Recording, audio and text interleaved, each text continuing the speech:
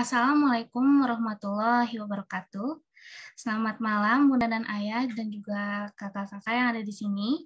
Perkenalkan saya Putri selaku MC di acara webinar parenting Bib and Books yang mengusung tentang gizi anak dengan judul Ramadan Tiba, Anak Ingin Belajar Puasa. Tips nutrisi anak tetap terpenuhi dan terjaga saat ikut berpuasa. Nah, alhamdulillah ya, dalam beberapa hari lagi kita akan dipertemukan dengan bulan suci Ramadan. Nah, terus juga kita ucapkan juga puji dan syukur kepada Allah Subhanahu wa taala karena kita sudah dipertemukan di sini untuk saling share dan berbagi mengenai ilmu-ilmu tentang nutrisi anak.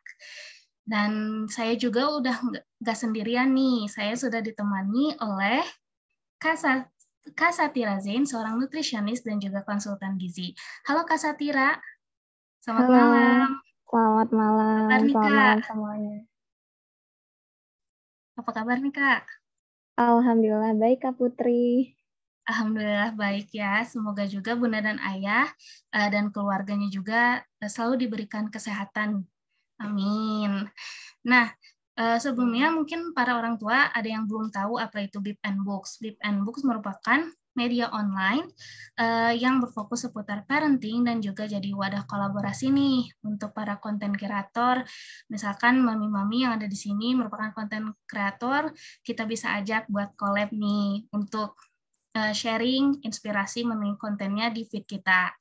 Dan juga webinar kita kali ini itu sudah bekerja sama dengan community partner seperti Momunity, Komunitas Cacabun, dan juga didukung oleh Grokmart.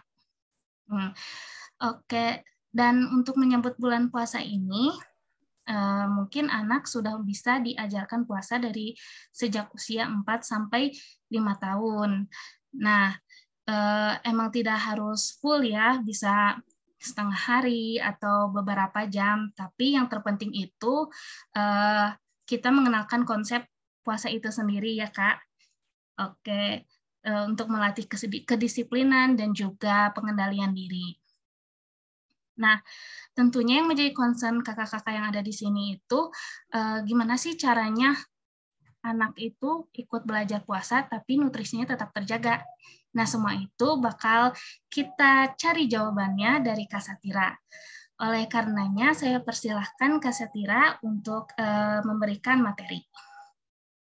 Oke, terima kasih Kak Putri. Boleh minta tolong di share screen ya, Kak? Ya, sebentar. Oke.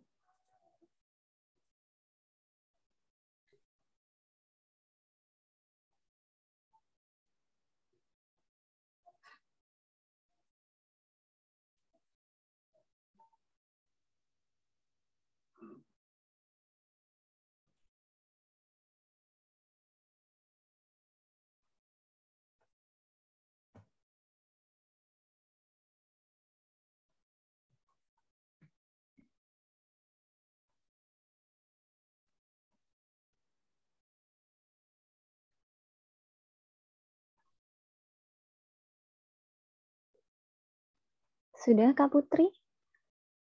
Sudah Kak, sebentar lagi ini dulu. Oh iya.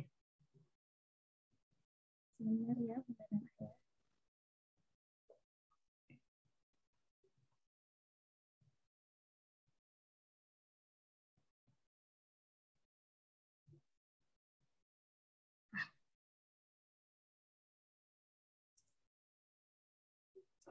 Oke. Sebelumnya, Assalamualaikum warahmatullahi wabarakatuh. Bismillahirrahmanirrahim. Selamat malam, Bunda-Bunda atau semuanya yang ada di sini. Salam bahagia untuk kita semua. Semoga selalu diberikan kesehatan di tengah pandemi ini. Sebelumnya terima kasih kepada Kak Putri yang sudah mau moderatori ya diskusi kita pada malam hari ini. Sharing gitu ya, kita sharing bareng-bareng karena memang sebentar lagi kalau nggak salah H-8 hari ya Kak ya. Kurang lebih seminggu lagi akan Ramadan seperti itu. Nah, bagi bunda-bunda yang sudah memiliki buah hati atau si kecil yang umurnya mungkin usianya 4, tahun atau 7 tahun, bahkan sudah 10 tahun gitu ya Bunda ya. Jadi boleh sekali untuk diajarkan berpuasa. Dan pada malam hari ini sangat menarik ya. Terima kasih kepada Bib and Books juga yang sudah memberikan kesempatan untuk sharing bersama mengenai tips nutrisi anak tetap terpenuhi dan terjaga saat ikut berpuasa. Oke. Karena kalau kita bicara tentang puasa seperti itu, si kecil ini sebenarnya ada beberapa kiat-kiat yang harus bunda-bunda ketahui sebenarnya. Jadi ada tips-tipsnya nih gitu. Dan yang akan kita bahas bersama di malam hari ini yaitu mulai dari mengenalkannya, terus melatihnya, dan juga bagaimana anak-anak ini ketika mau diajak berpuasa. Serta yang paling penting adalah nutrisi. Bagaimana bisa terpenuhi pada saat berpuasa seperti itu. Mungkin bisa dilanjut, Kak. Next. Oke. Dan sebelum masuk ke bagaimana cara mengenalkan ya, karena memang yang terpenting juga adalah kapan sih waktu yang tepat untuk si bunda mulai mengenalkan kepada si kecil tentang apa itu puasa. Nah, ini juga saya kutip dari Quran Surat Al-Baqarah ayat 183, Kak. Boleh saya bacakan ya. Bismillahirrahmanirrahim. Ya ayyuhalladzina amanu kutiba alaikumusiyam kama kutiba alal ladzina min qablikum la'allakum tattaqun. Nah, di sini artinya adalah hai orang-orang yang beriman, diwajibkan atas kamu berpuasa sebagaimana diwajibkan atas orang-orang sebelum kamu agar kamu bertakwa. Nah, dari Quran Surat Al-Baqarah ayat 183 ini menjelaskan tentang kewajiban kita sebagai seorang muslim ya untuk berpuasa. Dan ini juga harus diketahui oleh si kecil Bunda. Jadi ketika kita akan mengenalkan tentang puasa kepada si kecil, ya paling nggak si kecil ini tahu atau si kakak atau si adik ini tahu puasa ini adalah salah satu kewajiban mereka sebagai seorang muslim. Dan kapan sih waktu yang tepat untuk kita mulai memperkenalkan dan juga mengajarkan kepada si kecil? Nah, menurut ini ya, berdasarkan laman Pediatrika Gajah Mada, jadi orang tua boleh memperkenalkan puasa kepada anak saat memasuki usia prasekolah. Usia prasekolah itu mulai dari 4 tahun sampai dengan 6 tahun. Begitu Bunda. Nah mungkin sebelumnya ini saya mau tanya-tanya kepada bunda-bunda yang ada di sini, atau mungkin Kak Putri ada adik mungkin ya yang usianya masih prasekolah yang mau belajar berpuasa, udah mulai maksudnya udah mulai dikenalin belum sama ketika mau Ramadan gitu, udah mulai dikenalin belum gimana puasa gitu, atau mungkin bunda-bunda yang di rumah punya ibaratnya punya anak yang masih umur berapa ya, kira-kira di sini bunda-bunda udah pada punya anak atau belum ya, maksudnya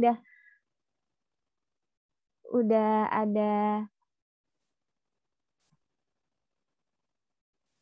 Bisa ditulis di kolom Ya, chat ya, Bunda dan ya. kira-kira maksudnya usia berapa gitu Bunda, jadi nanti bisa kita spesifik membahasnya gitu. Atau rata-ratanya aja deh, kira-kira usianya berapa gitu.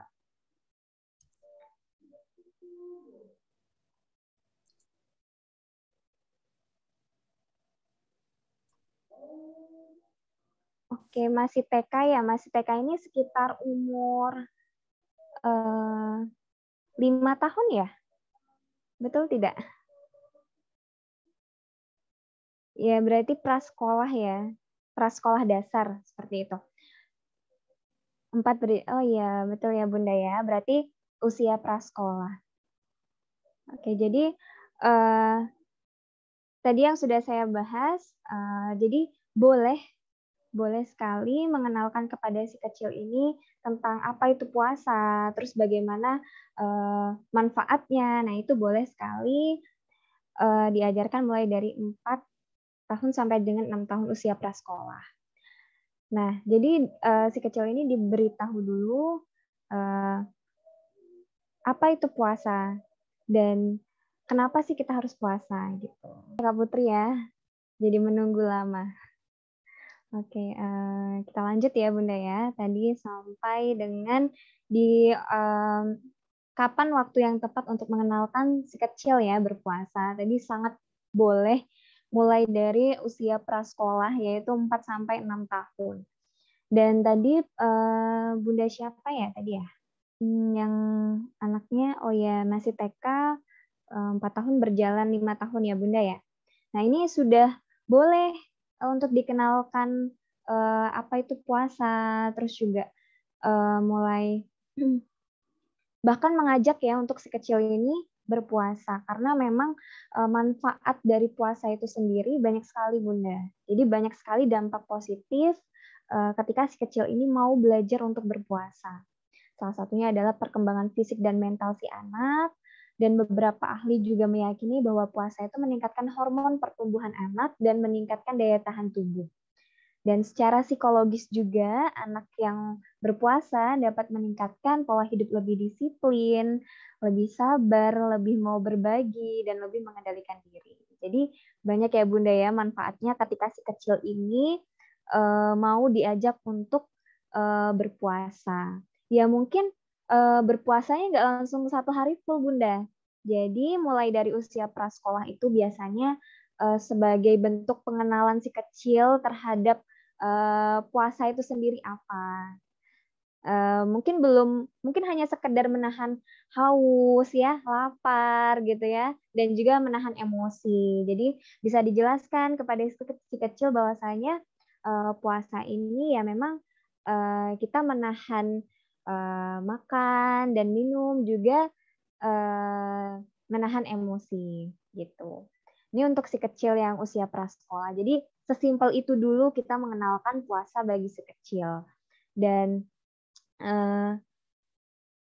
ketika anak-anak sudah mau untuk diajak belajar bersama untuk berpuasa, nggak kalah penting juga Bunda. Jadi ketika anak-anak sudah mulai mau diajak belajar berpuasa, yang nggak kalah penting adalah nutrisinya si kecil saat berpuasa. Nah ini yang akan kita bahas selanjutnya di next. Oke. Nah jadi mungkin Bunda-bunda juga dulunya, saya juga ya Kak Putri juga dulunya mungkin ketika masih kecil belajar puasa tuh agak-agak susah ya gitu ya Kak Putri ya. Atau Bunda-bunda ya, ada yang punya pengalaman nggak dulu waktu kecil ketika orang tuanya nyuruh untuk berpuasa itu gimana gitu? Apakah langsung 1 hari full ataupun hanya ikut bangun sahur aja gitu? Nanti paginya sarapan lagi atau gimana nih Kak? Ya. Jadi memang contoh kecil nih ya, kita aja dulu mungkin bunda-bunda bisa flashback dulu gimana dulu waktu kecil ketika orang tua kita memperkenalkan puasa secara nggak langsung. Contohnya nih, pastinya ya sebelum Ramadan atau sebelum puasa kan pasti vibes-nya tuh kerasa gitu, kayak aura Ramadannya tuh kerasa gitu. Orang-orang rumah tuh mempersiapkan, misal udah beli sembako ya, biasanya udah beli sembako, udah beli kue-kue tuh Hamin sebelum puasa malah udah dipersiapin gitu. Dan biasanya anak itu kan usia prasekolah tuh rasa ingin tahunya lebih tinggi ya Bunda ya. Jadi ngelihat orang tuanya mungkin mempersiapkan bulan puasa yang sebegitu ibaratnya meriahnya ya, ini anak-anak tuh langsung mikir, ini Bunda kenapa ya, kok kita puasa sih gitu, pasti ada itu di dalam benak si kecil gitu ya, apalagi ketika sudah melihat ayah dan bundanya ini terbiasa melakukan puasa, ya mungkin nggak di puasa Ramadan, di puasa-puasa sunnah seperti itu ya.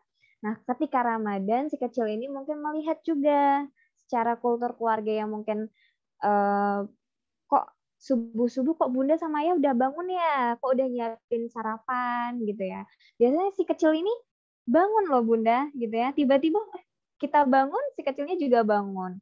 Nah, itu jadi faktor lingkungan di keluarga itu juga sangat penting untuk mengenalkan kepada si kecil itu pentingnya berpuasa kayak gitu. Nah, dan ini ya karena pada saat berpuasa ini ya, sebelum kita puasa itu kan pasti kita wajib sahur ya Bunda ya, dan si kecil juga harus harus juga nih makan sahur karena memang sahur ini tujuannya nanti untuk menjaga nutrisi si kecil ya dari satu harian penuh aktivitasnya kayak gitu. Nah, jadi biasanya nih problemnya ketika kita mengajak si kecil puasa ini si kecil ini sulit untuk makan saat sahur. Betul nggak Bunda? Ada nggak yang mengalami problem anaknya itu susah kalau diajak makan sahur? Tadinya ingin ingin belajar puasa, tapi kalau kalau buat sahur tuh males gitu. Kadang nggak mau makan gitu, tapi dia pengen puasa gitu. Pernah nggak Bunda?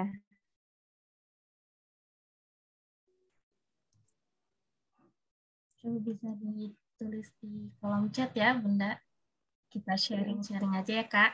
Iya benar-benar kita sharing-sharing pengalaman juga ya Bunda kalau memang sudah ada yang mulai mengenalkan ke anak tentang puasa seperti itu. Karena memang pada saat berpuasa itu pola makan si kecil ini tuh yang awalnya tiga kali waktu makan itu berubah menjadi 2 kali waktu makan, dan ini memang nggak instan gitu untuk si kecil ini menerima gitu loh. Jadi biasanya dia sarapan jam 7 pagi ya, seperti itu. Atau mau berangkat sekolah lah. Kok ini makannya jadi subuh gitu ya. Gitu. Dan harus ditahan nih sampai mungkin sampai zuhur seperti itu. Dan nanti selepas itu puasa lagi sampai maghrib, dan ini memang perlu proses untuk pengenalan puasa ini. Nah, ketika sahur memang ada beberapa hal yang perlu diperhatikan Bunda. Yang pertama adalah perhatikan menu makan sahur si kecil.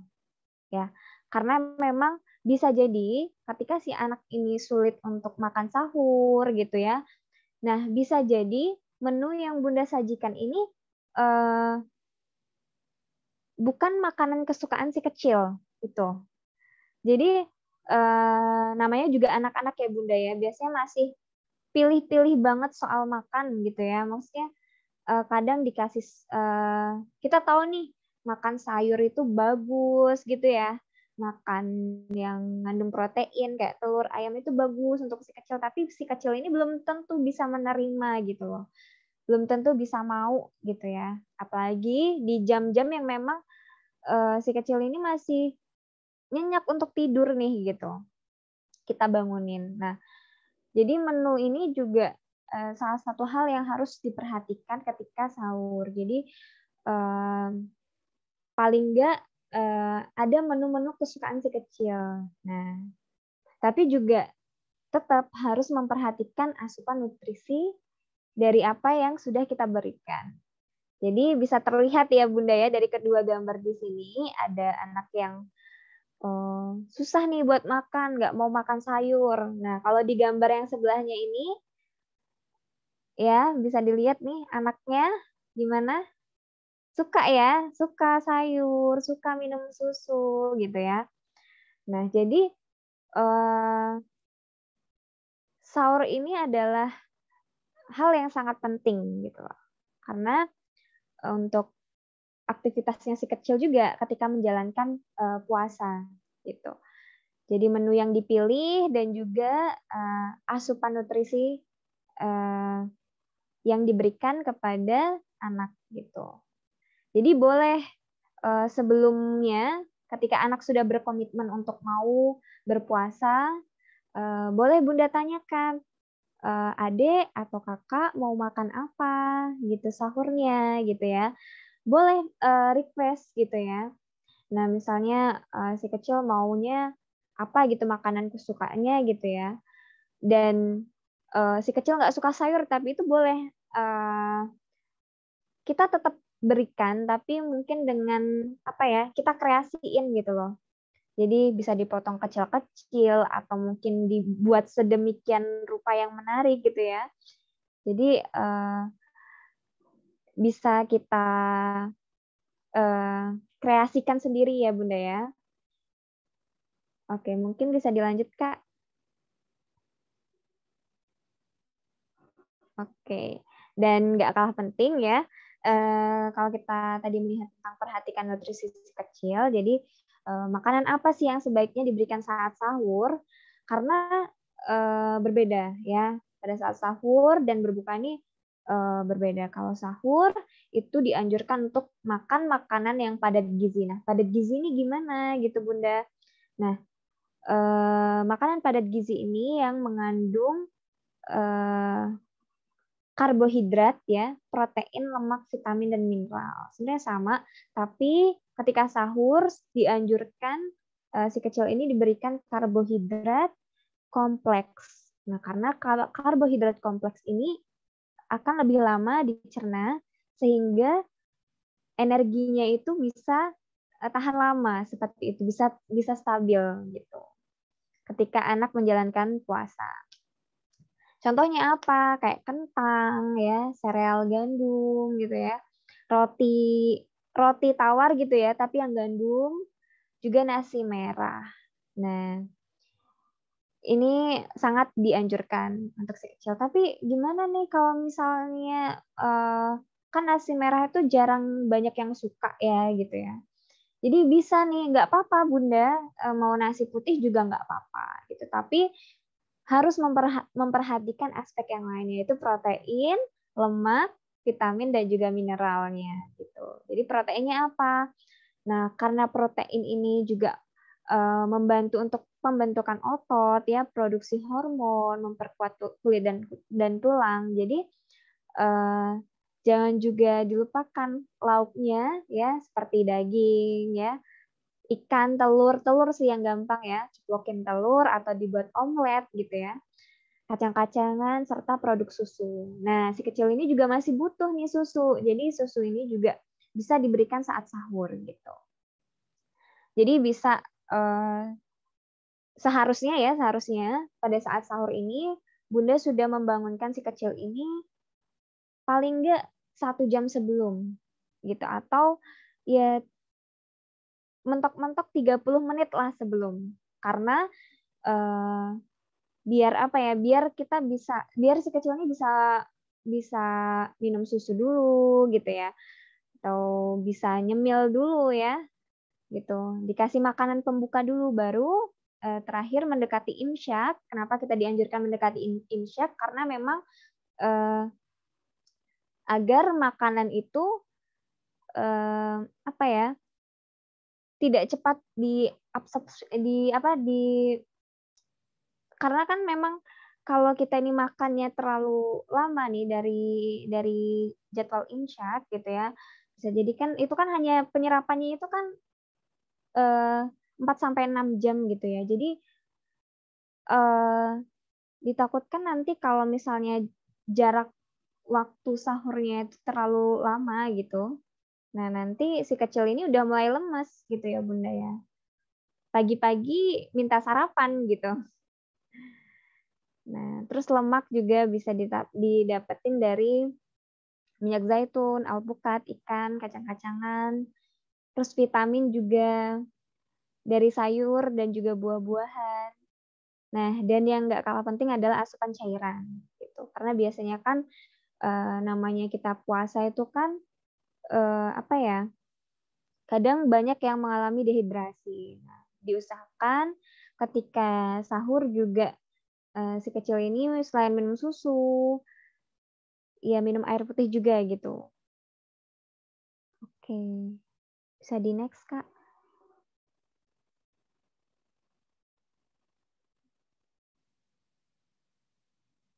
Oke, oke nih. Ya tadi kan kita udah bahas sahur ya. Terus makanan untuk buka puasanya gimana Kak? Nah biasanya kan ini ya, berbukalah dengan yang manis-manis katanya Bunda ya. Nah ini kira-kira Bunda-bunda lebih pilih yang mana nih? Nomor 1 atau 2 nih? Untuk diberikan kepada si kecil. Untuk makanan buka puasa. Halo?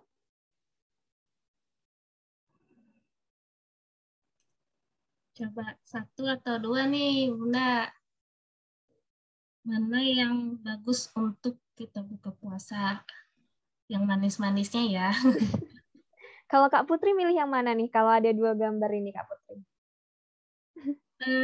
Harusnya sih yang 2 ya, Kak. Tapi kadang yang 1 itu lebih ini, Kak. Lebih menggoda ya, Kak Putri Lebih ya? menggoda, Kak. Iya. Oke, bener banget ya. Oh ya, Alhamdulillah ini ada yang jawab 2 nih. Ada yang jawab 1, lebih menarik, Kak. Iya, bener banget. Saya juga lihatnya tuh rasanya pengen banget ya, waduh boba gitu ya. Aduh kolak nih. Ada es buah gitu ya. Iya, Kak. Seger. Aduh, seger banget. Coba nih kalau kita lihat yang nomor 2 ya. Itu air putih, kurma, sama jus buah. Wah. Nah, kira-kira untuk makanan buka puasa nih kira-kira yang mana dulu ya? Oke, tadi yang jawab nomor 2 betul banget ya. Jadi sebaiknya kita memang dianjurkan makan atau minum yang ringan terlebih dahulu gitu. Jadi biar nggak kaget gitu ya. Jadi benar ini, oh ya Bunda Siti Alfiah ya, benar banget air putih dulu ya. Jadi minum air putih dulu ya. Untuk yang manis-manis bisa makan kurma gitu. Jadi bisa makan kurma dulu, bisa minum air putih dulu, selanjutnya baru makan kurma kayak gitu. Karena kurma juga banyak kok khasiatnya buat mengembalikan gula darah yang tadinya menurun ya ketika berpuasa gitu. Dan juga bisa minum jus buah gitu. Ini buat sendiri juga bisa loh Bun. Jadi nggak harus beli ya, karena biasanya kalau kita itu beli jus-jus buah yang di pasaran gitu ya, biasanya malah gulanya itu kebanyakan gitu ya, terlalu berlebihan gitu. Jadi kalau kita buat sendiri jus buahnya, itu kita bisa takar sendiri nih buah dan gulanya. Kalau bisa gulanya sedikit aja gitu ya. Benar-benar kalau bisa jus murni kayak gitu. Oke, lanjut Kak. Oke. Oke, yang ini ya.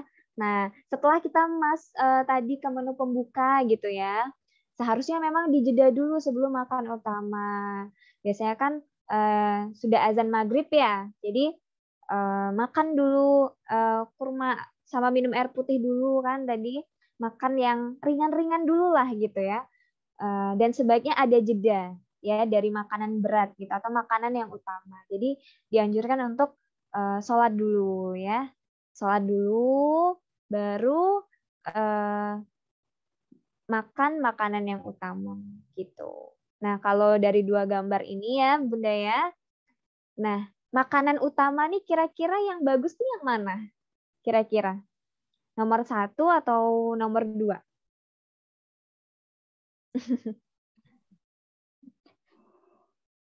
Yang mana nih, Bun? Oke, Bunda Siti. Iya, benar nomor 2 ya.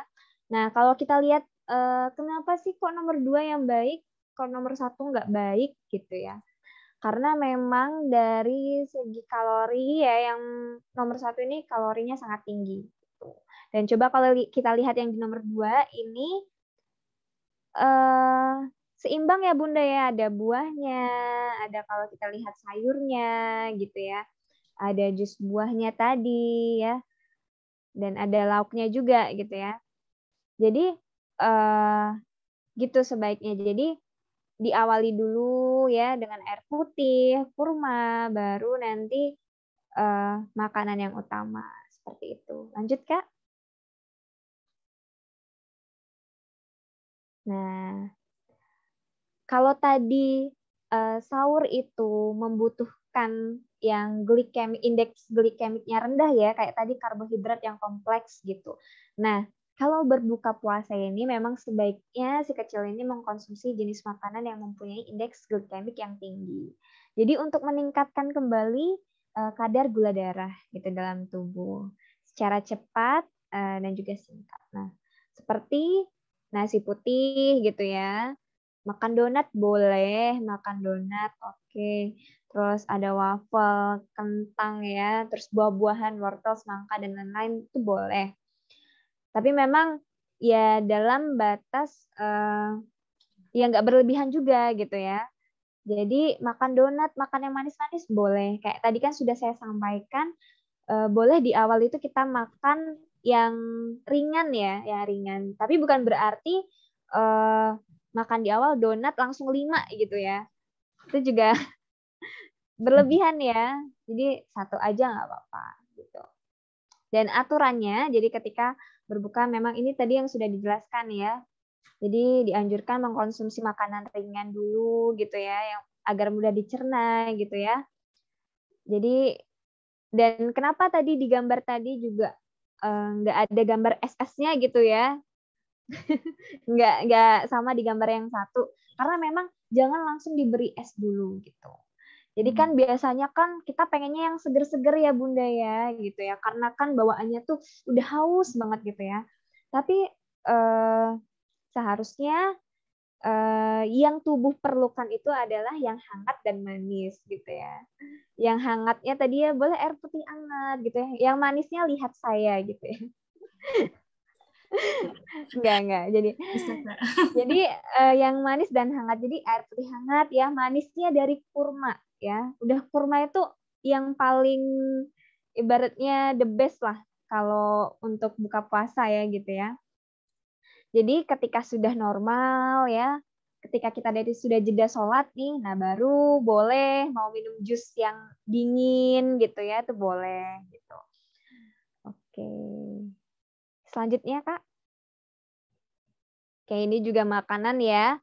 Nah, biasanya ya ketika berbuka juga identik dengan yang karena tadi sudah menahan lapar ya. Nah, kesannya ini mau balas dendam nih. Nah, ini yang harus diperhatikan pada si kecil ya. Maksudnya tuh mulai dari dini dibiasakan bahwasanya nggak boleh berlebihan, termasuk pada saat berbuka puasa. Karena bisa dilihat di gambar ya, porsi dari makan ini juga harus diperhatikan selain dari asupan nutrisinya. Jadi porsi juga nih Bunda. Jadi makanan pokoknya 35%, lauk pauknya 35%, dan sayur dan buahnya 30%. Jadi di piring itu dibagi Bunda, ya, dibagi 3 gitu. Jangan jadi satu numpluk semua gitu ya.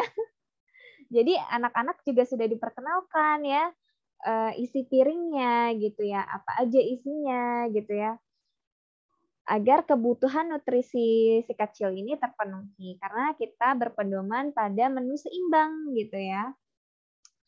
Dan pada saat berbuka juga inilah waktunya untuk si anak ini mencukupi cairan dalam tubuh. Jadi dibanyakin minumnya gitu ya, cairannya ya. Bisa dari air putih tadi, susu, atau jus buah gitu ya, dari sayur itu bisa. Next, Kak.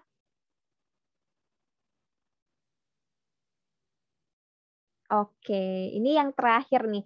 Jadi catatan untuk si kecil. Jadi dari yang sudah kita bahas tadi, memang ada beberapa hal atau kondisi yang harus diperhatikan. Yang pertama, ketika si kecil ini sudah mau belajar untuk berpuasa, pastikan bahwasanya kondisi si kecil ini benar-benar sehat, Bunda.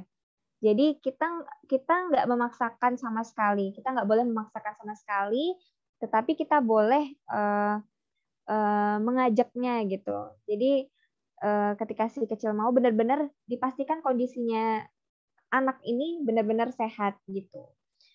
Oke, terus yang kedua children see, children do. Jadi contoh dulu. Jadi anak ini melihat contohnya dari kita gitu. Jadi pada saat kita berpuasa, saat kita sahur, terus juga berbuka ya, dan pastikan betul si kecil ini tahu kenapa dia harus berpuasa seperti itu, dan harus dilatih gitu secara bertahap. Tadi yang sudah saya bilang, jangan memaksa gitu ya, jangan memaksa, tapi terus dilatih secara bertahap. Nggak harus satu hari full, boleh setengah hari atau mungkin beberapa jam nggak apa-apa gitu. Yang penting si kecil sudah mulai mau untuk menahan dirinya gitu ya. Jadi setiap anak itu punya kemampuan yang berbeda-beda. Ada yang umur 4 tahun sudah mau puasa setengah hari, ada yang umur 5 tahun baru mulai puasa setengah hari, ada yang umur 6 tahun ternyata udah bisa 1 hari full. Jadi kemampuan anak ini beda-beda Bunda. Jadi biarkan saja secara bertahap, yang penting anak mau belajar seperti itu. Dan berikan juga si kecil ini makan makanan yang seimbang. Tadi yang sudah kita bahas ya mengenai menu sahur, menu berbuka, seperti itu harus sesuai dengan prinsip pola makan menu seimbang. Gitu. Dan yang terakhir, ketika si kecil sudah mau menjalankan puasanya, jangan lupa memberikan reward. Nah, reward ini apa aja Bunda gitu ya? Bisa dengan ya nanti kita beli baju baru ya, atau nanti Bunda masakin yang spesial ini buat kakak gitu ya. Nanti waktu lebaran Bunda masakan apa kesukaan kakak. Jadi ada reward yang buat si kecil ini semangat untuk berpuasa gitu. Lanjut Kak. Ini sudah ya kayaknya. Oke, terima kasih. Sekian dari saya. Marhaban ya Ramadan. Mohon maaf lahir dan batin. Oke, saya kembalikan ke Kak Putri. Baik.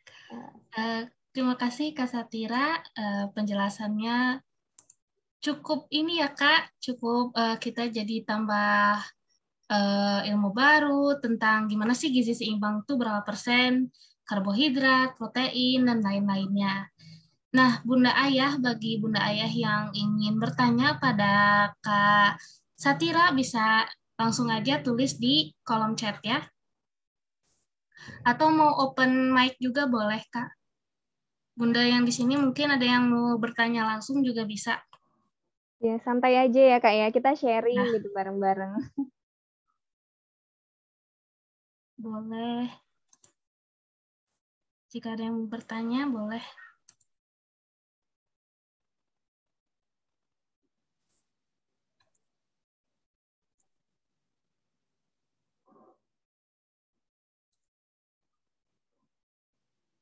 Ayo, Bunda dan Ayah. Ini ada ayahnya juga ya Kak? Iya, Atau kalau ini bunda-bunda ada nih? juga Ayah. Oh iya.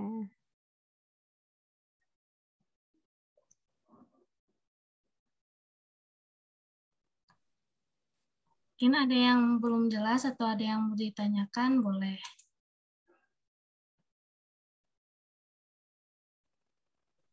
Atau mungkin berbagi pengalaman ya Kak Putri ya? Iya, boleh. Kalau ya Kak itu. Siti ini.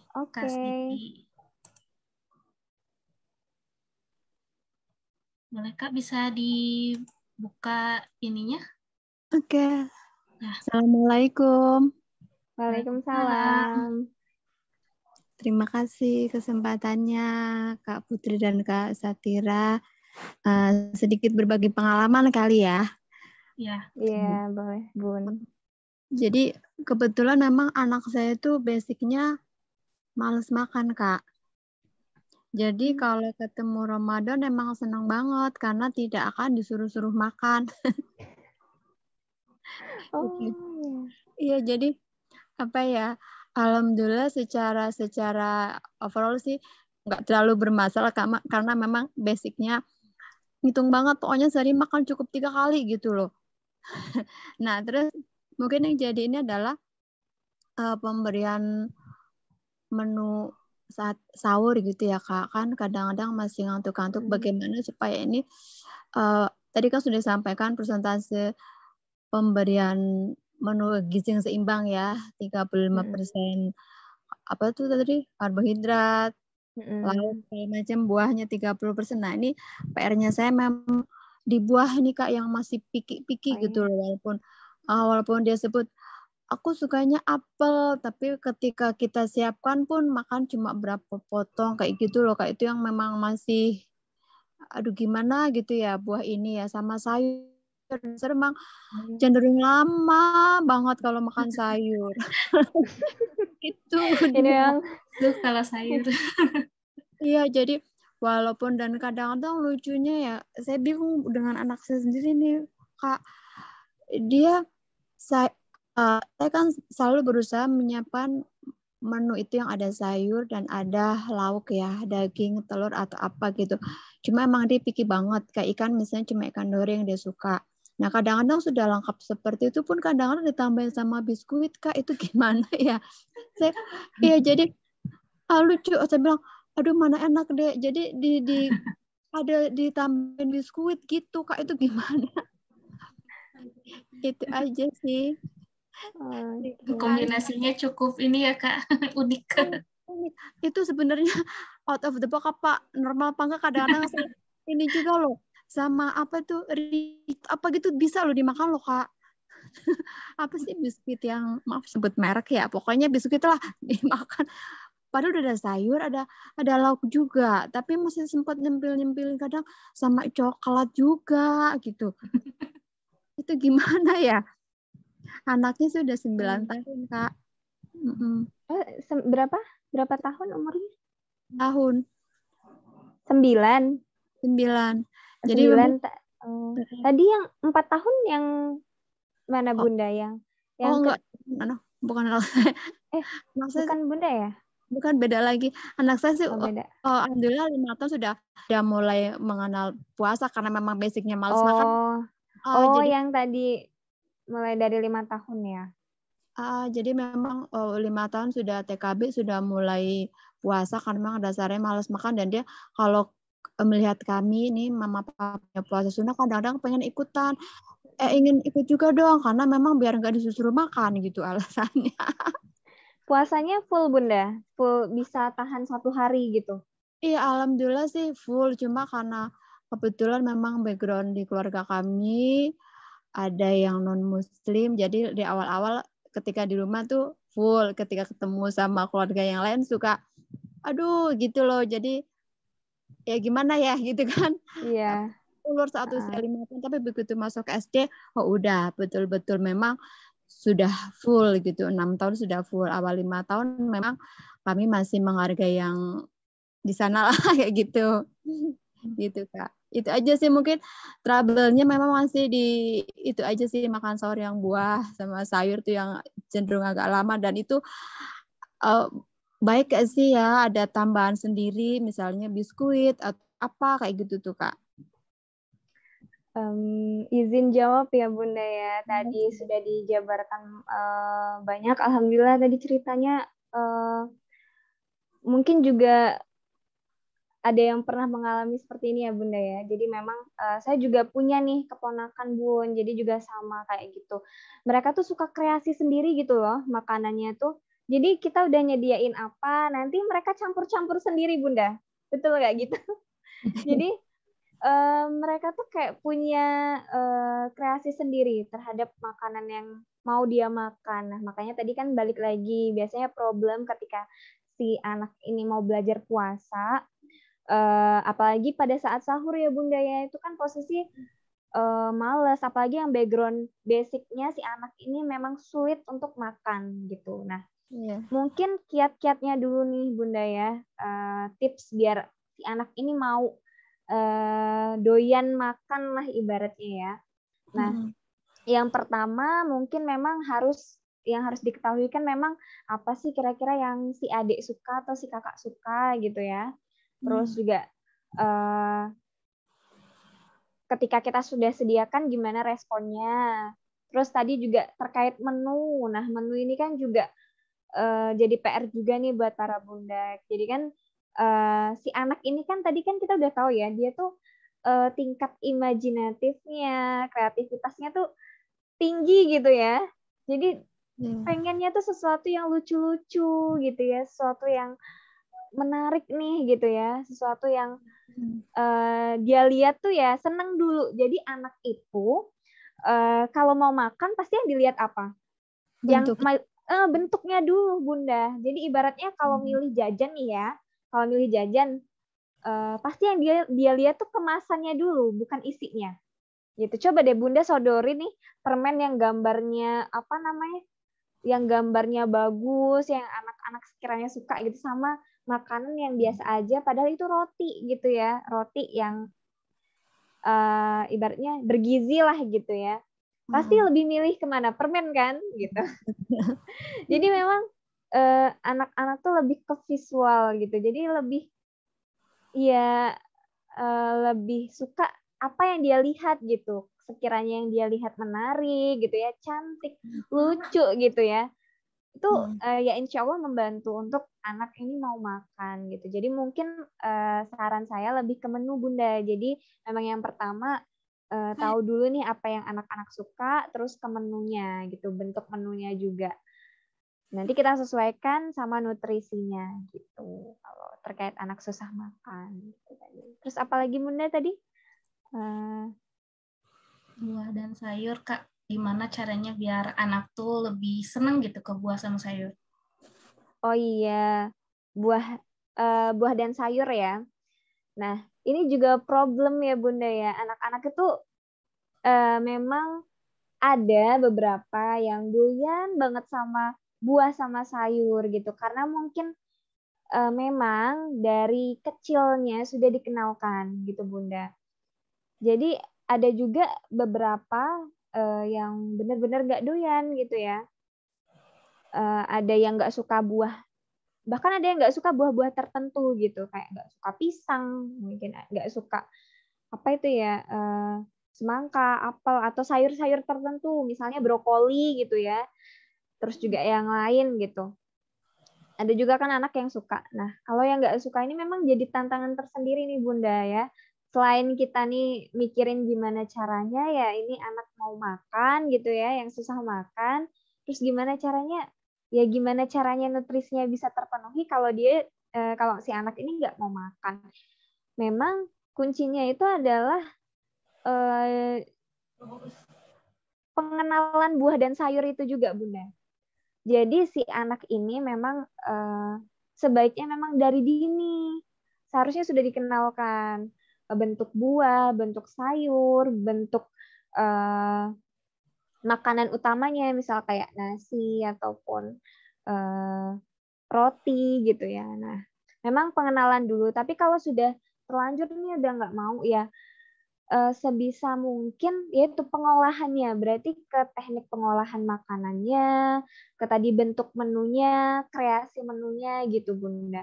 Dan kadang memang ya itu tadi karena kreativitasnya anak-anak nih tinggi gitu ya. Misal dia maunya apel tapi udah kita sediain apel nih tapi nggak dimakan. Nah, bisa nih Bunda, maksudnya mungkin yang dimaksudkan si anak bukan apel yang utuh gitu loh Bunda. Jadi si anak suka nih apel, tapi bukan bentuk yang utuh. Oh bisa nih, gimana ya caranya nih si anak mau tetap makan apel? Atau di jus aja ya gitu ya. Bisa di jus, bisa dibuat makanan yang lain kayak smoothie atau yang lain gitu ya, yang bisa masuk gitu loh. Yang penting masuk aja gitu. Nah, itu. Jadi pengolahan menunya juga gitu, Bunda. Jadi kadang kita harus berpikir sedetail itu ya, Bunda. Kayak ini anak maunya apa ya?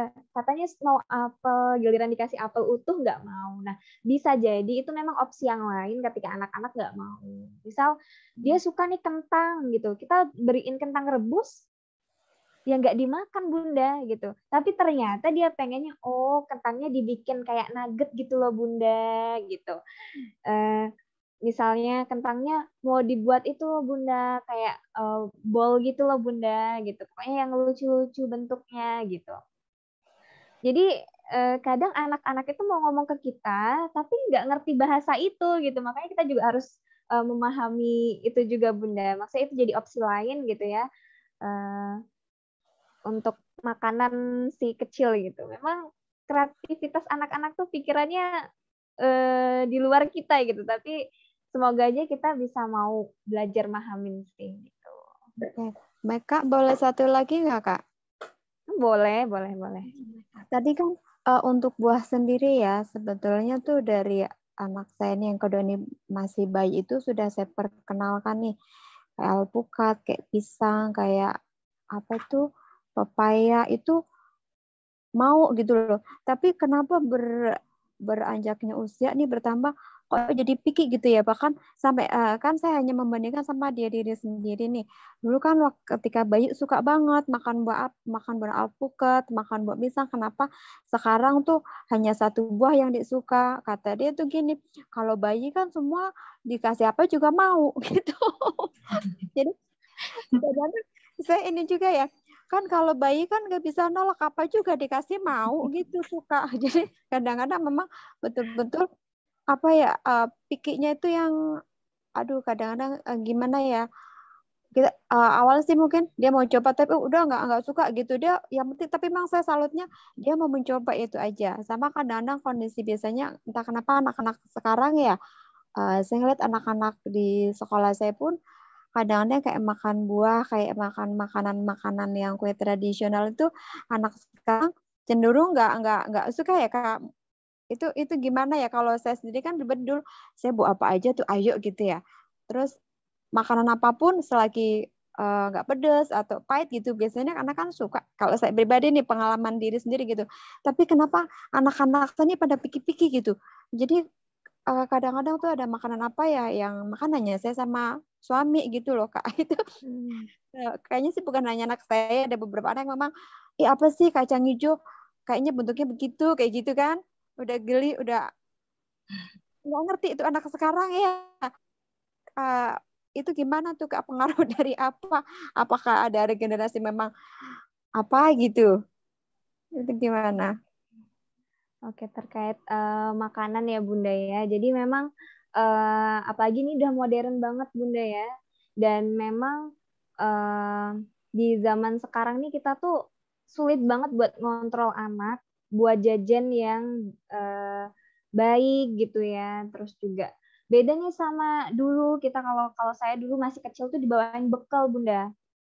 Biasanya waktu SD itu seingat saya dulu tuh apalagi masih TK itu dibawain jajannya tuh dibawain gitu, nggak yang ya udah dikasih uang beli sendiri ya, kadang-kadang kayak gitu. Tapi kalau sekarang itu kan anak-anak aksesnya itu maksudnya tuh lebih mudah gitu loh Bunda. Kadang kan orang tua tuh maunya praktis aja, ya udah ini kamu jajan di luar uangnya sekian gitu, dan mereka tuh lebih paham sendiri gitu jajan-jajanan itu ya lewat apalagi lihat di televisi kan, di iklan-iklan, terus juga mungkin lihat temennya, lihat apa gitu, karena memang anak-anak itu rasa ingin tahunya tuh lebih tinggi Bunda, jadi dia mau mencoba apapun sebenarnya, tapi memang mencoba apapunnya itu yang apa ya, tanpa kita sadari bahwasannya itu juga kurang baik gitu bagi si kecil. Tapi kan mereka nggak tahu gitu. Yang penting menarik ya, yang penting cantik, yang penting lucu gitu. Mereka suka itu. Makanya memang hati-hati banget, apalagi di usia anak sekolah ya, yang apa ya ibaratnya, kalau di sekolahnya mungkin terutama yang nggak ada kantin gitu loh Bunda. Jadi benar-benar ya udah jajan sembarangan di pinggir-pinggir jalan. Nah, itu memang yang harus perlu kita perhatikan. Kalau bisa usia anak prasekolah ya, dan anak sekolah itu sebaiknya sih dibawain bekal sendiri dari rumah gitu. Jadi jajannya kita tahu gitu, apa yang dia makan juga kita tahu gitu Bunda. Ya. Satu lagi, Kak, ini bukan pembantahan sih ya, tapi kebetulan anak-anak saya memang sekolah itu dari TK sampai sekarang yang besar udah SMK pun, karena terbiasa di TK, SD, SMP tidak diperkenankan membawa uang. Jadi mereka tuh nggak bisa jajan sebetulnya. Jadi saya selalu membawakan bekal sampai akhirnya jadi habit si kakak nih, dia bisa aja jajan ada uang, tapi dia lebih suka masakan saya. Kadang-kadang walaupun masakan saya apa ya ala-ala lah ya gitu, yang penting ada Ya, alhamdulillah sih kami saya nggak terbiasa menggunakan MSG, jadi mereka memilih dan mereka sudah ini ya apa namanya sudah terbiasa masakan rumah dan mereka itu nggak bisa jajan gitu. Jadi apa namanya walaupun nggak bisa jajan tapi saya tetap sediakan makanan kesukaan mereka, misalnya kayak coklat, kayak misalnya biskuit-biskuit yang mereka suka, itu aja sih yang saya siapkan stok di rumah. Itu aja sih Kak. Jadi alhamdulillahnya sih memang nggak terkontaminasi sama makanan-makanan yang aneh kayak misalnya kayak sekarang kan kalau lihat di yang sekolah-sekolah itu kan ada apa tuh yang cilok yang segala macam tuh alhamdulillah mereka nggak terlalu mengenal gitu ya karena nggak terbiasa gitu. Cuma ya kadang-kadang yang kan kalau ada menu makan bersama kan kadang-kadang ada menu kayak gitu ya saya buat misalkan kayak kacang hijau atau apa gitu ya mereka masih apa sih masih nolak kayak gitu. Padahal sudah berusaha untuk apa ya mereka udah nggak jajan dan memang nggak bisa jajan mau dikasih uang pun misalnya ke warung beli apa saja boleh jajan pasti dibawa pulang lagi mereka pasti dibawa pulang lagi sampai kadang-kadang omanya bingung ini kok anak disuruh beli ini sisanya buat jajan malah sisanya dibawa lagi uangnya nggak dibeliin apa-apa ceritanya bingung mau jajan apa habis kayaknya tuh ada MSG-nya semua harus saya jadi ini sendiri gitu kan udah ngerti mereka kayak gitu tuh Kak. Berarti tuh alhamdulillah kesempatan Bunda ibaratnya masakin anak-anak ini sangat besar ya Bunda ya. Jadi benar-benar alhamdulillahnya karena kan memang aksesnya anak-anak kan berarti juga terbatas gitu kan. Cuma emang kreatif banget ya Kak ya. Gimana Bunda? Kreatif banget sama yang kedua ini. Iya, jadi memang itulah anak-anak gitu ya. Makanya kita juga sebagai orang tua, sebagai seorang bunda ya ini tantangan banget gitu ya untuk biar anak sehat gitu ya.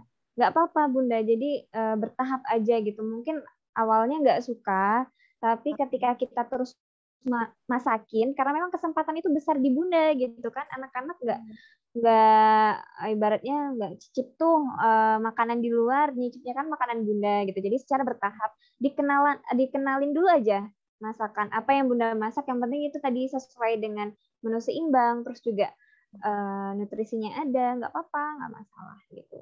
Secara bertahap aja, insya Allah si anak pun juga nantinya akan terbiasa. Mungkin yang tadi belum kenal nih sama kacang hijau ya olahannya, yang mungkin memang kadang mungkin ini si anak juga belum tahu kan, oh ini kok kacang hijau emang enak ya kalau cuman ibaratnya dibuat bubur kayak gini ya gitu ya. Bisa jadi mereka mau yang lain Bunda, ini bisa jadi ini juga maksudnya bisa Bunda cari referensi-referensi lain mengenai ibaratnya bentuk makanan lain. Maksudnya tuh ya kacang hijau tapi dikreasikan apa lagi gitu. Jadi memang lebih ke kreasi kalau sama anak-anak Bunda. Jadi kan kadang kan mereka udah bosan, pengennya tuh menunya itu memang itu yang sama tapi kreasinya tuh beda. Nah, nanti mungkin bisa nanti belajar bareng-bareng lagi gitu terkait menu pada anak gitu. Oke, baik. Terima kasih. Penjelasannya luar biasa. Terima kasih loh Bunda, pertanyaannya juga sangat luar biasa. Terima kasih. Assalamualaikum. Waalaikumsalam. Terima kasih Bunda Siti. Ada yang raise hand juga, Bunda Intan. Mungkin Bunda Intan juga bisa open mic-nya. Assalamualaikum Kak. Waalaikumsalam warahmatullahi wabarakatuh. Kenalkan saya Intan dari Semarang. Halo. Semarang ya? Semarangnya di mana? Ya, di Kelipang. Oh, di Kelipang. Saya di Kelipang ya. Saya dulu di Unimus, Bunda. Oh, dekat Muhammadiyah Semarang. Nah, ya, betul. Salam kenal ya, Kak. Ini Bunda ya? Kakak gak apa-apa, Bunda gak apa-apa. Oke. Gimana, Bunda? Iya, saya mau tanya. Untuk anak yang tidak suka makan sayur, itu apakah mengolah menjadi makanan yang unik itu bisa menyelamatkan nutrisi dan gizinya ya? Lalu sayur yang tak berwujud sayur, apakah membuat anak aman buat jangka panjang? Misalnya seperti olahan nugget yang dikasih sayur, begitu-begitu. Jadi anak itu kalau langsung disuruh makan yang wortel, brokoli gitu nggak mau. Tapi kalau dipadu-padankan dengan tepung, campur dengan sedikit ayam, itu anaknya mau. Itu kalau anak nggak mengenal sayur, wujud sayurnya, dan rasa aslinya, itu bagaimana ya, Kak? Oke. Terkait pengenalan ya, pengenalan sayur. Memang ini kendala tadi juga Bunda Siti juga seperti itu. Ini kalau boleh tahu anaknya umur berapa ya Bunda ya? Usia 4 tahun. Oh, 4 tahun. Ini sangat wajar Bunda. Jadi memang usia prasekolah ya, 4 sampai 6 tahun ini kan mereka memang apa ya?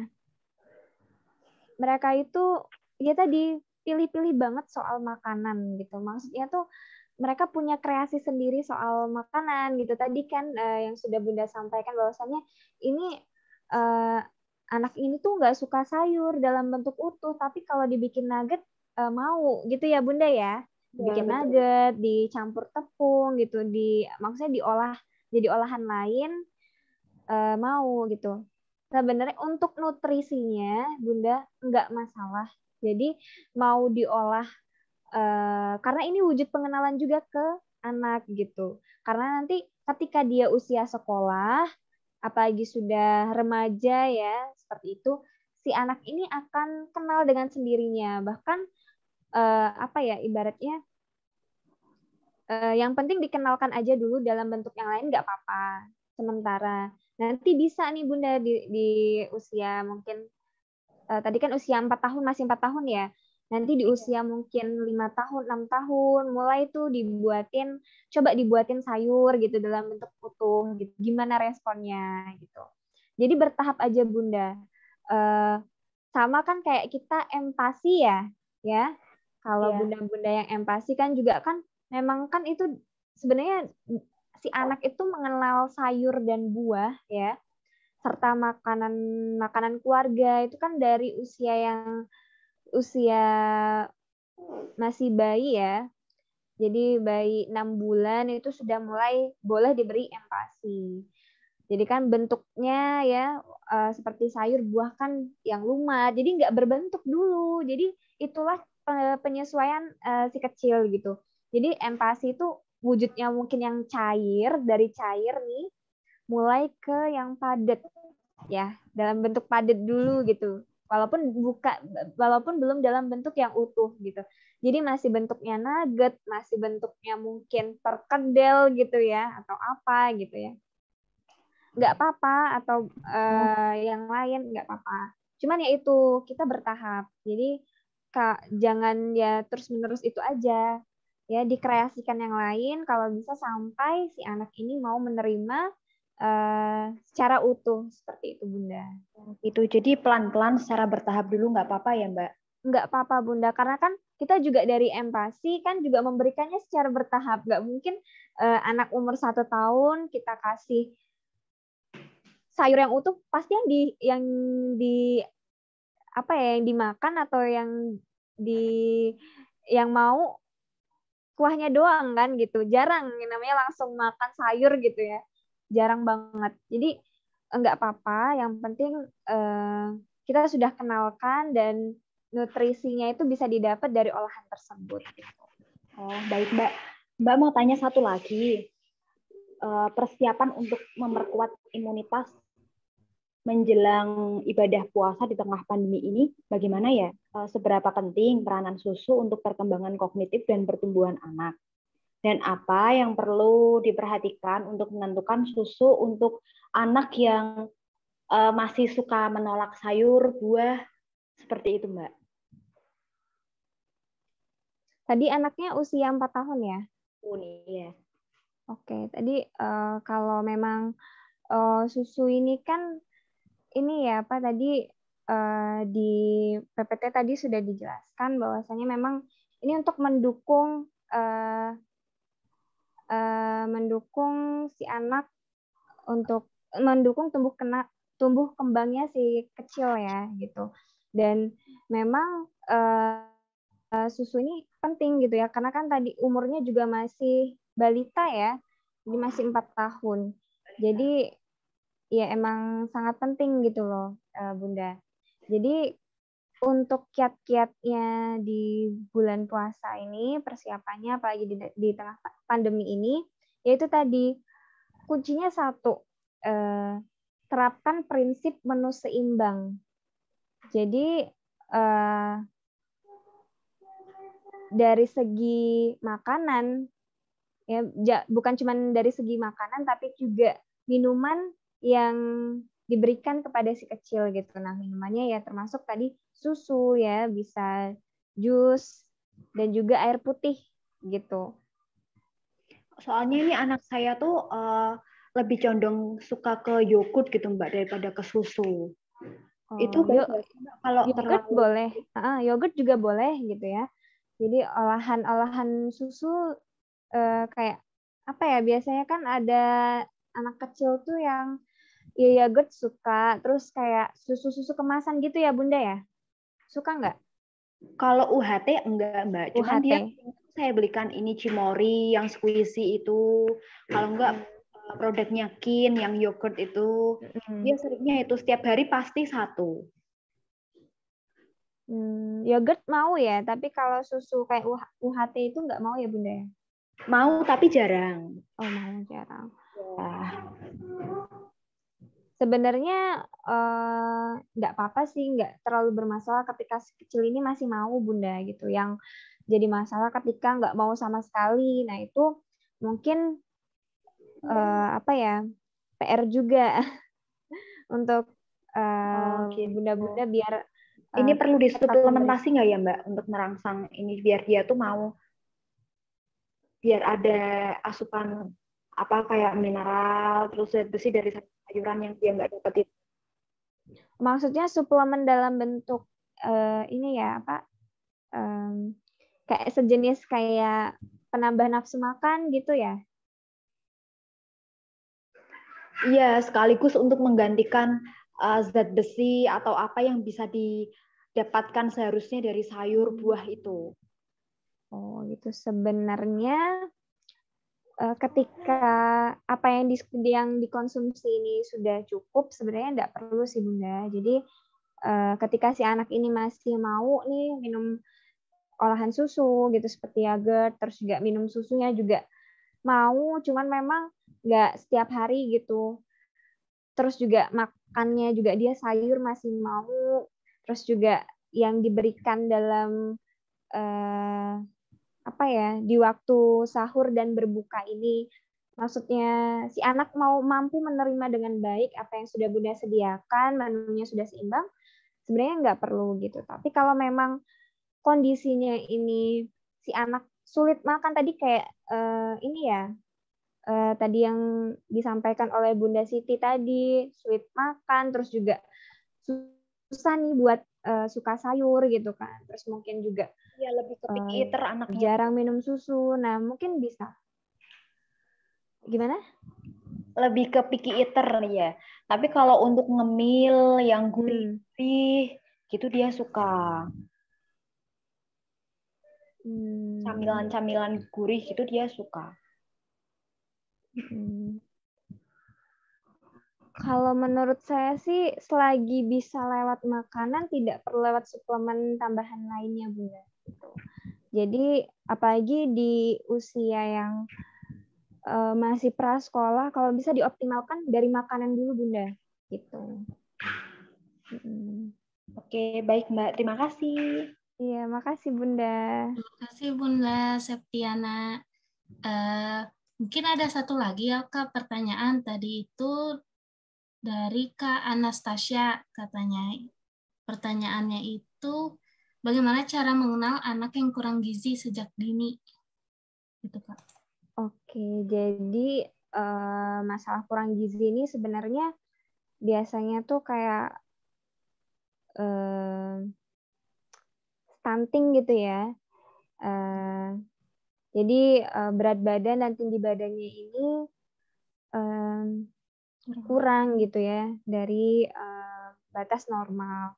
Nah, untuk mengenalnya memang sudah bisa terlihat ya, terpantau jika si bunda ataupun orang tua ini rutin melakukan posyandu. Jadi bisa dilihat grafiknya ya di KMS, itu sudah terlihat ketika berat badan si kecil ini kok tidak bertambah gitu, kok panjang badannya tidak bertambah. Nah, ini yang perlu kita waspadai sebagai orang tua. Nah, dan dari situlah kita bisa mengenal gitu kalau misalnya dari segi pertumbuhan anak kita ini ternyata kurang gitu ya. Dan juga berarti ada masalah apa yang perlu kita kaji gitu ya.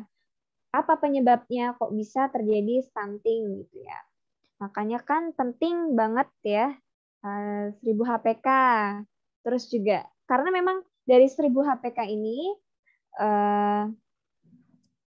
si anak ini kan mulai bertumbuh kembang ya, dan nantinya ketika dia sudah misal di bulan ketika dia sudah lahir di bulan pertama, kedua, ketiga, ketika apalagi ASI eksklusif juga mempengaruhi gitu. Jadi kalau untuk tadi mengenalnya lewat tadi Kak, lewat KMS ya, ketika kita posyandu. Nah, itu bisa dilihat. Sama kalau misalnya sudah nggak posyandu, bisa diukur berat badannya berapa, tinggi badannya berapa.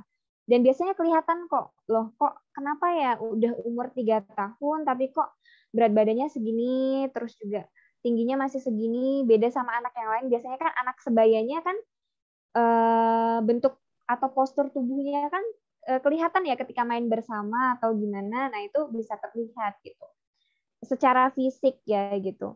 Nah, kalau kurang gizinya ini apa ya ibaratnya nggak terlalu kelihatan, misalnya kayaknya dari tinggi badan masih normal, cuman beratnya agak kurang gitu ya. Nah, bisa jadi kan si anak ini apa ya kayak lemas gitu ya, atau mungkin ada keluhan-keluhan lain. Nah, itu yang bisa kita lihat gitu untuk tahu si anak ini kurang tidak gizinya. Makanya itu kan saya sudah bilang ketika anak-anak ini atau si kecil mau diajak untuk belajar berpuasa, yang pertama kita harus pastikan adalah kondisi si kecil ini benar-benar sehat, dalam keadaan sehat dan baik gitu. Jadi ketika moms atau bunda-bunda sudah mengetahui bahwasannya si kecil ini kekurangan gizi ya, dilihat tadi kok kayaknya lemes anaknya ya, terus juga sering sakit-sakitan, terus juga berat badannya juga nggak normal gitu ya, kurus banget. Nah, ini yang tidak dianjurkan. Nah, karena memang kita harus penuhi dulu nutrisinya si kecil, dioptimalkan dulu, diperbaiki dulu, baru boleh untuk berpuasa seperti itu. Karena nanti ditakutkan ketika si anak ini berpuasa dalam keadaan yang tidak sehat, nanti akan muncul banyak sekali gangguan kesehatan seperti itu, yang justru memperparah gizi si kecil gitu ya, gizi si anak gitu. Jadi betul-betul harus dipastikan si kecil yang mau berpuasa itu dalam keadaan yang sehat, begitu Bunda. Jadi itu untuk jawaban Kak Anastasia ya. Jadi untuk anak bisa puasa itu harus dilihat dari kondisi kesehatan mereka juga. Nah, oke, untuk sesi pertanyaan itu tadi yang terakhir. Dan mungkin ini Kak Satira, kalau misalkan dari Bunda dan Ayah di sini yang mau mengenal jauh atau berkonsultasi sama Kak Satira itu bisa lewat mana Kak? Oke, ini untuk Bunda dan Ayah yang mungkin mau nanti konsultasi, sharing secara pribadi, nanti boleh save nomor saya ya. Nanti boleh di notes di chat mungkin ya Kak ya, atau saya sebutkan juga ya di 085701648440 gitu. Nanti bisa hubungin saya ataupun bisa DM Instagram saya Bunda. Jadi di Bunda-bunda punya Instagram enggak? Nanti bisa ini follow ya. Nanti insya Allah saya juga share tentang gizi juga gitu. Jadi konten-konten tentang gizi seperti itu di Instagram saya di @satiraara ya gitu. Jadi nanti boleh dikunjungi, boleh DM, boleh via WhatsApp sih biasanya saya WhatsApp.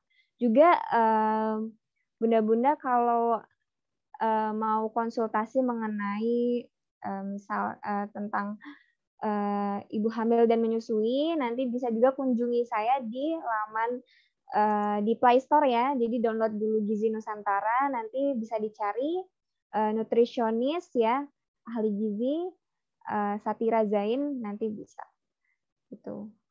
Atau nanti pokoknya hubungin dulu lewat WA, nanti mau tanya-tanya boleh gitu Bunda. Oke, jadi untuk Bunda dan Ayah yang masih penasaran nih tentang nutrisi gizi dan juga tadi juga Kak Satira tentang ibu menyusui dan lain-lainnya, bisa langsung aja kontak Kak Zahra Kak Satira di DM Instagram, WA, atau mungkin langsung ke aplikasi Gizi Nusantara yang bisa di-download di Play Store ya Kak. Oke, baik. Kalau mau konsultasi juga ya. lewat WhatsApp juga bisa, saya buka konsultasi kok lewat WhatsApp secara pribadi gitu. Oke, jadi catat ya Bunda dan Ayah nomor atau link DM Instagram Kak Satira ini. Baik, untuk link absen dan link file tadi PPT akan saya share.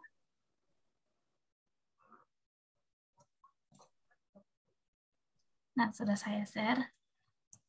Mungkin dari Bunda dan Ayah ada yang mau ngisi absen dulu, boleh. Jadi untuk webinar kita kali ini cukup sekian, dan juga banyak pengetahuan-pengetahuan mengenai apa sih gizi yang atau makanan yang bagus buat sahur untuk anak dan juga buka untuk anak. Jadi nantinya kita tahu memberikan nutrisi yang bergizi dan juga berimbang. Lalu juga tadi kan sudah ada nih porsi-porsinya tuh berapa nih baiknya. Ada yang 35%, 30%, dan seterusnya.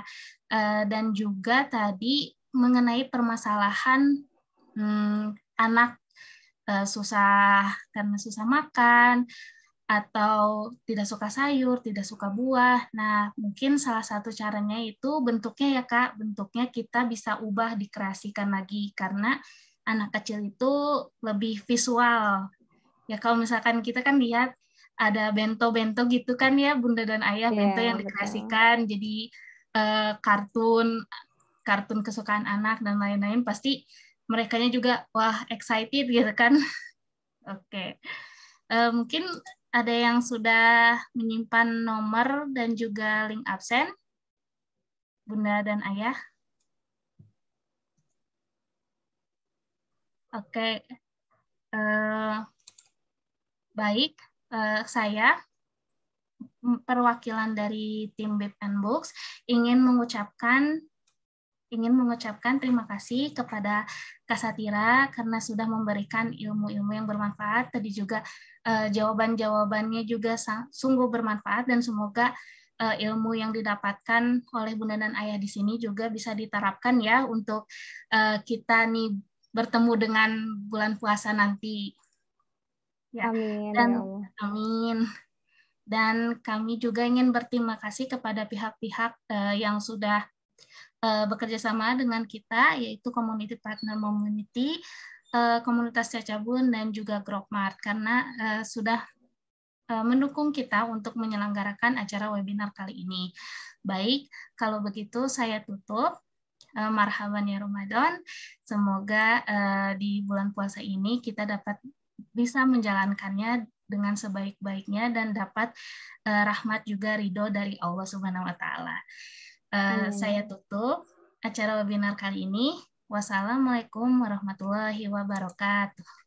Waalaikumsalam warahmatullahi wabarakatuh. Marhaban ya Ramadan Bunda. Terima kasih Bunda dan Ayah.